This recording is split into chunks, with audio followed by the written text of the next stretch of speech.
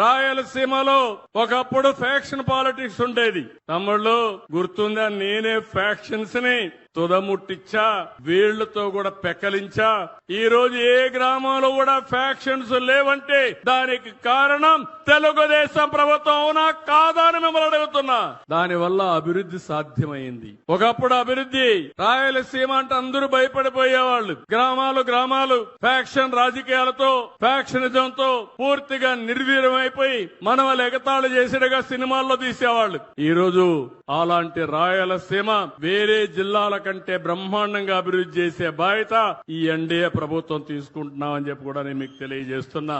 నేను అడుగుతున్నా, రాష్ట్రంలో ఎక్కడా లేని విధంగా ఎయిర్పోర్ట్లున్నాయి. తిరుపతి, కడప, పుట్టపర్తి, అదేమో ఓర్వకల్లు, 4 జిల్లాలకు 4 ఎయిర్పోర్ట్లుండే ఏకైక రాష్ట్రం ఆంధ్రప్రదేశ్ రాష్ట్రం అని చెప్పి కూడా నేను మీకు తెలియజేస్తున్నా. అదే రాయలసీమ. రోడ్లు చూడండి, 4 లేన్ 8 లేన్ రోడ్లు. తిరుపతికి పోవాలంటే నేరుగా నంద్యాల, కడప, తిరుపతి. ఈ పక్క బెంగళూరు నుంచి హైదరాబాద్, అనంతపురం నుంచి తిరుపతి. ఏ ప్రాంతానికి పోయినా ఈ రోజు నేషనల్ హైవేస్ అన్ని కనెక్షన్స్ వచ్చాయంటే అది తెలుగుదేశం పార్టీ చూపించిన చొరవ అని చెప్పి నేను మీకు తెలియజేస్తున్నా.